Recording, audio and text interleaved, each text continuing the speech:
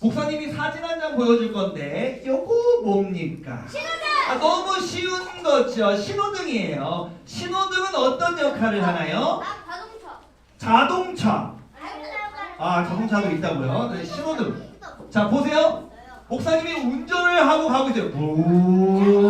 게다가 신호등이 빨간색 불빛 들어오면 나 뭐 해야 돼요?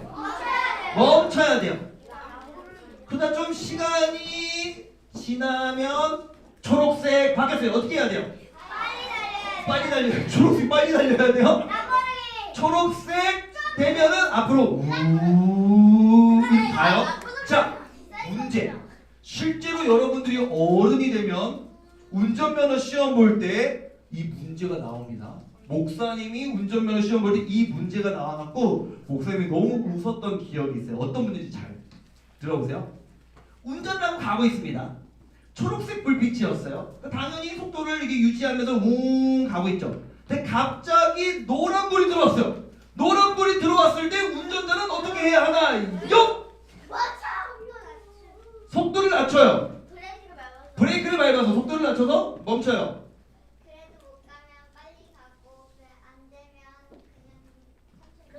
약간 소희가 굉장히 굉장히 정답과 이 실생활을 딱 이렇게 정중하게 해요. 가은이 바로 승리. 그냥 무시하고 가요. 말해보세요. 빨간불 될 때까지 봐봐, 내려봐. 목사님이 웃었던 이유가 뭐냐면 1번, 2번, 3번, 4번이 보기가 있는데 보기에 뭐가 있었냐면 노란불이 들어오면 속도를 내어서 빨리 지나간다 이게 있고, 아니다 빨리 브레이크를 밟아서 멈춘다 이게 있었는데 정답은 뭐예요? 노란색 불빛 자체가 조심해 이거예요. 조심해. 좀 이따가 불 바뀔 거야. 그러니까 갑자기 바뀌면 갑작스러우니까 조심해 경고해 주는 거기 때문에 노란불 들어오면 멈춰야 되는 거예요. 근데 소희가 굉장히 적절한 답을 말했어요. 멈추려고 하는데 멈추면 도로 중간일 수도 있는 거거든요. 그럴 때는 타이밍이 애매할 때는 지나가도 좋지만 대부분 넘어갈게요.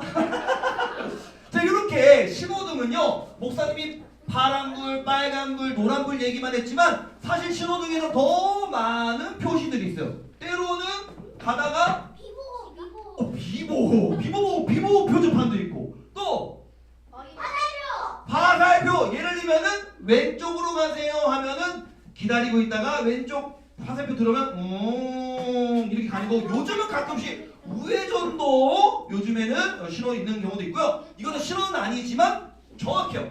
가다가 어떨 때 유턴할 때도 있어요. 그래서 이 신호등은 뭐냐 하면 운전하는 사람들의 기준이에요. 신호등이 하라는 대로 운전을 해야 안전해요. 마음대로 운전하고 싶지. 막 100km, 200km, 300km 막 운전하고 싶고 내 앞길을 막지 마라. 나는 그냥 무조건 갈 거야. 나 먼저 가야 된단 말이야. 생치하지 마. 내 왼쪽으로 갈 거야. 하고 싶지. 하지만 조용. 그만. 얘들아, 모두가 자기 마음대로 운전하면 어떻게 되는 거야? 팡! 팡! 여기저기서 팡팡팡팡 사고 나는 거야. 큰일 나는 거야. 그만. 그래서 중요한 건 뭐냐면 신호등은 운전의 기준이에요. 따라하세요. 기준. 뭐 이렇게 좀 자주 쓰는 표현은 아니긴 하지만 1번 타이틀 한번 읽어볼까요? 시작. 진리 성경은 삶의 기준이에요. 기준 우리가 자주 쓰는 표현이 아니란 말이야. 그 기준이 뭐냐 하면 여기 노란색 글씨 읽어볼게요. 시작. 가장 밑바탕이 되는 본보기 모든 사람이 인정하는 표준이에요. 여러분은 무엇을 기준으로 살아가고 있어요? 운전하는 사람이 신호등을 기준으로 운전해야 안전한데 사람들은 인생을 살아갈 때 자기만의 어떤 기준을 갖고 살아가요. 첫 번째로는 어떤 사람은 외모가 기준이에요. 그러니까 나는 예뻐, 너는 안 예뻐, 나는 멋있어, 너는 멋없어, 나는 키 커, 넌 키 작아, 이런 걸로 상대방을 평가하고 그러면 돼야 안 돼 우리 그리스도인은? 자 보세요. 남을 향해서 그렇게 하는 것도 잘못이고 반대로 이 화살표를 반대로 하면 이 화살표가 어디로 가? 화살표가 반대로 이렇게 하는 거 말고 또 반대는 뭐야? 나잖아. 나한테도 이렇게 하면 안 되는 거야. 이렇게 하면 안 되는 거야. 두 번째로 정말 많은 사람들이 사실은 우리 모두가 돈을 기준으로 살아가요. 실제로 우리나라를 여러분들이 들어봤는지 모르겠지만 결국 우리가 살아가는 이 세상을 자본주의라고 이렇게 이야기하는데 돈이 밑바탕 돼서 살아가는 시대를 우리는 살아가고 있어요. 그러다 보니까 돈이 많은 사람들의 너무나 큰 기준이 되어 있어요. 돈이 중요하지 않다고 말할 수는 없으나 돈이 모든 것이 되고 돈이 다 기준이 돼갖고 나보다 돈이 좀 적은 사람은 무시하고 나보다 돈이 더 많은 사람 앞에서는 괜히 위축 약간 자신감 없어지고 이런 삶을 너무나 많이 살아가고 있다는 한 2, 3일 전에 목사님 뉴스 봤는데 깜짝 놀랐어요. 한동안 요즘에 엄마들이 여러분들 너무 소중하고 귀하게 키우잖아요. 그래서 어떤 엄마들이 초등학교 선생님들한테 너무나 못됐게 하고 괴롭히고 그래서 초등학교 선생님들이 엄마 아빠들 때문에 힘들다 이런 뉴스가 되게 많이 나왔었는데 며칠 전에 또 반대 뉴스도 나왔어. 아니 어떤 엄마한테 선생님이 뭐라고 말했냐면 이 가난한 게 이렇게 선생님이 엄마한테 가난한 게 이렇게 어떻게 부모가 선생님한테 어떻게 선생님이 부모님한테 사람과 사람 사이에서 한다는 말이 가난한 게 이게 말이 되는 거야. 사람들이 얼마나 이 돈의 가치관에 사로잡혀 있으면 눈 뜨고 사람을 볼 때마다 저 사람은 부자, 저 사람은 안 부자, 저 사람은 가난해, 다른 사람은 안 가난해. 봐봐. 목사님이 이 화살표 반대로 하면 뭐라 그랬어? 이렇게 하지. 그럼 나에 대해서도 이렇게 얘기하는 거야. 나는 부자야. 니네가 다 나보다 아래야. 반대로 나는 부자 아니야. 난 가난해. 그러니까 다른 사람들 앞에서 난 자신이 없어. 대부분의 사람들이 이렇게 살아간다는 거야. 우리가 믿는 사람들은 이렇게 살아가면 안 된다는 거예요. 세 번째로는 이 사람은 뭐 물론 이제 운동 그림이 그려져 있긴 하지만 가슴에 이제 일자, 금메달 같은 거 달고 있잖아요. 다 1등. 운동도 그렇고 음악을 해도 그렇고 미술도 그렇고 이런 거 다 공통적으로 해당되는 건 뭐냐면 공부! 1등 아니면 잘하지 않는다고 생각하는 요즘 세상.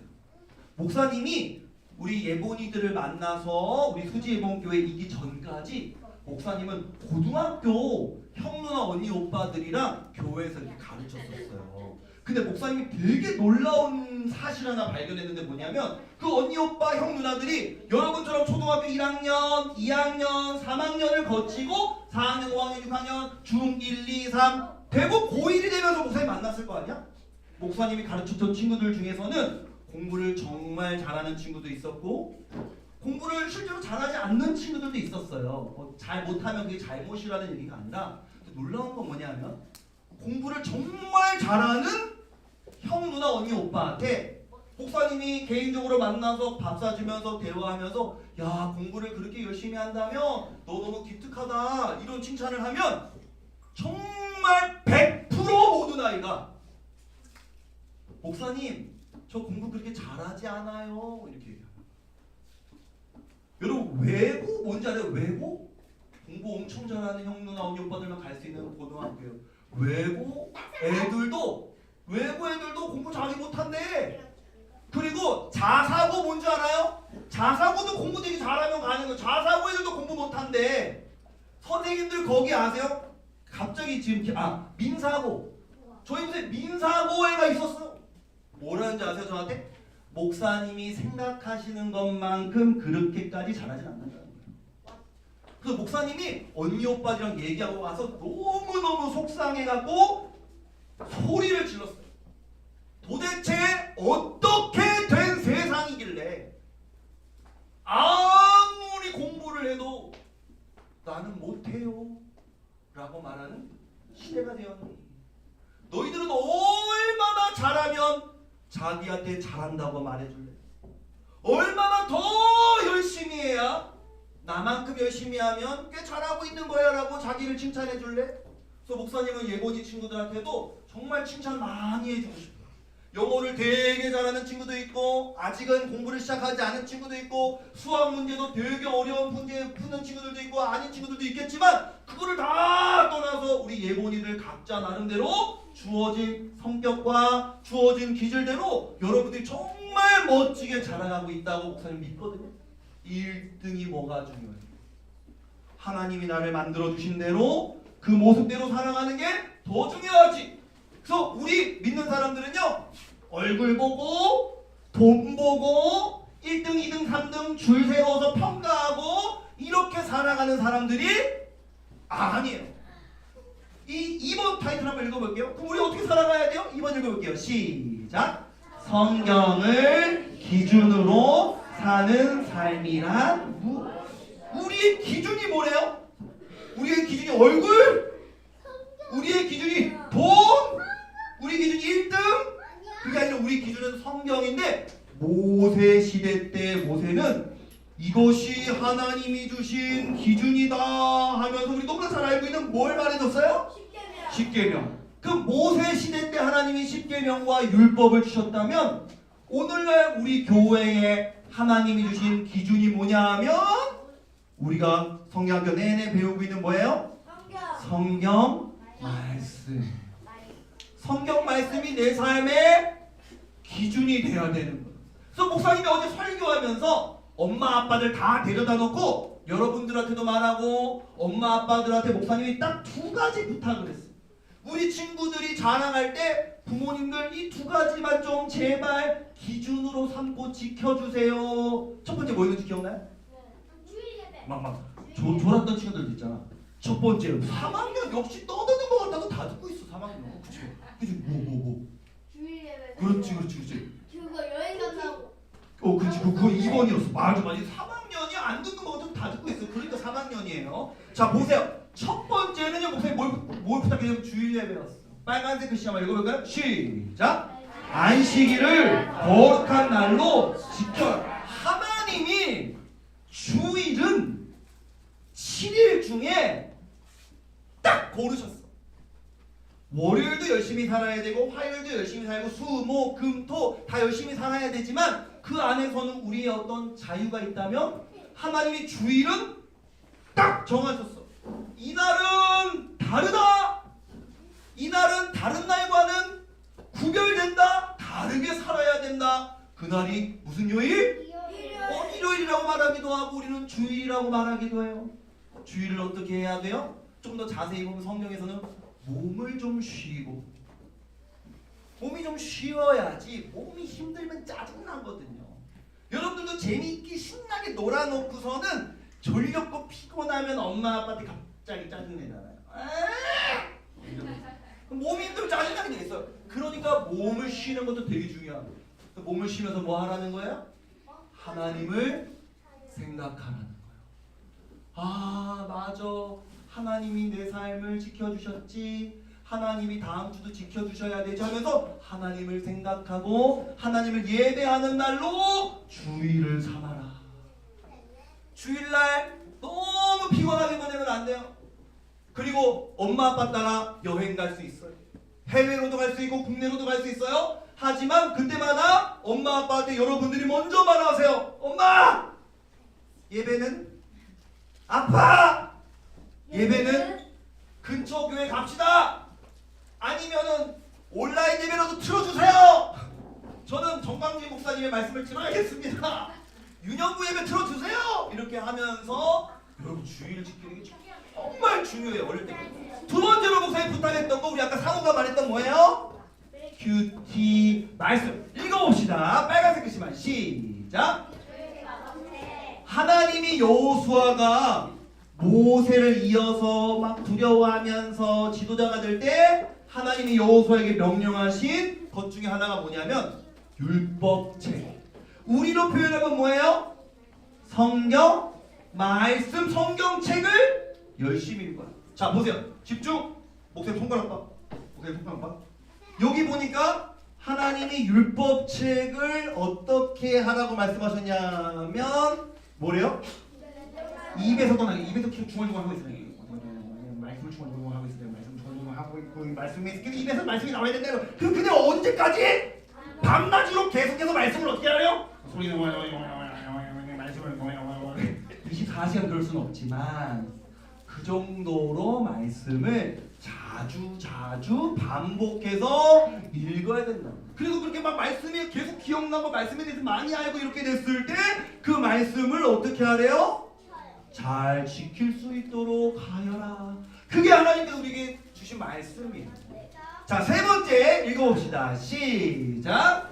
성경의 기준에 따르는 삶의 결과는 무엇입니까? 아까 그림 속에서 이 모세가 백성들한테 너희를 향한 하나님의 기준은 이것이다. 십계명, 율법 말해주면서 이거를 따라 살 때 뭐라고 말을 했냐면 우리 한번 읽어볼게요. 자, 빨간색 글씨만 시작.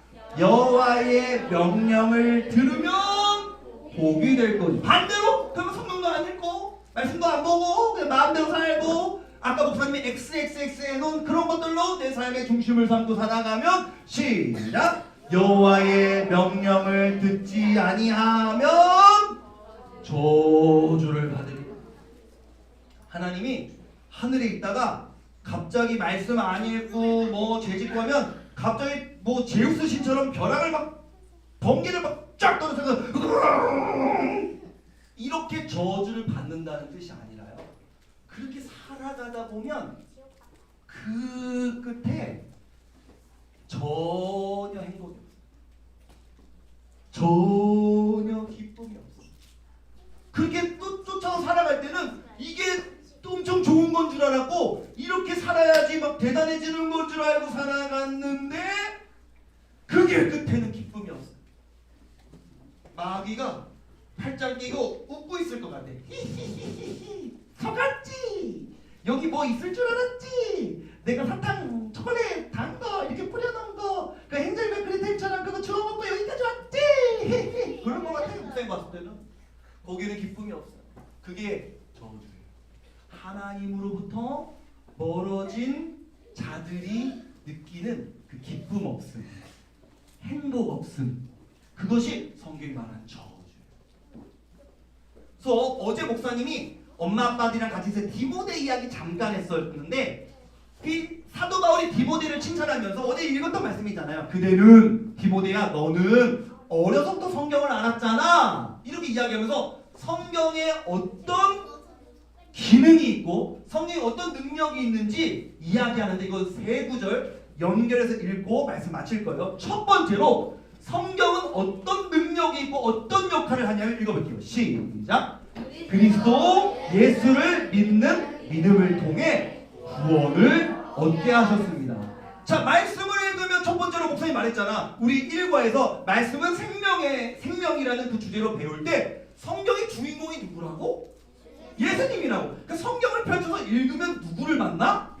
예수님이 주인공이시니까 예수님을 만나. 근데 예수님은 우리에게 뭘 해주시는 분이야? 우리를 구원해 주시는 분이야. 그러니까 성경을 열심히 읽고 믿으면 어떻게 된대요? 구원을 얻는데요. 예수님 만나서 구원을 얻는데요. 예수님을 만나갖고 구원을 얻고 예수님을 사랑하게 되니까 그리고 다시 성경을 읽어. 계속 예수님이 나와. 예수님 사랑하니까 어떻게 하고 싶어? 예수님 다 안고 싶어. 나 예수님 사랑하는데 근데 예수님 다 안고 싶어. 그래서 어떻게 되냐면 자, 빨강색 시작. 삶 가운데 무엇이 잘못됐는지 알게 해줍니다. 성경 보니까 예수님이랑 나랑 너무 다르네. 나는 아까 돈도 없는 게, 가난한 게, 이렇게 선생님들이 얘기하는 시대를 살고 있는데 나도 솔직히 좀 그렇게 생각했었네. 예수님은 가난한 사람들 늘 옆에 계셨는데 나랑 너무 다르잖아 하면서 내가 무엇이 잘못됐는지를 성경이 알게 해줘. 마지막 구절이에요. 빨간색 읽어봅시다. 시작. 말씀을 통해 하나님을 바르게 섬기는 자로 준비하여 더 중요한 두 번째 줄 모든 좋은 일을 할 수 있는 사람으로 자라게 됩니다. 멋있는 예수님의 제자들로 성경이 자라게 한다.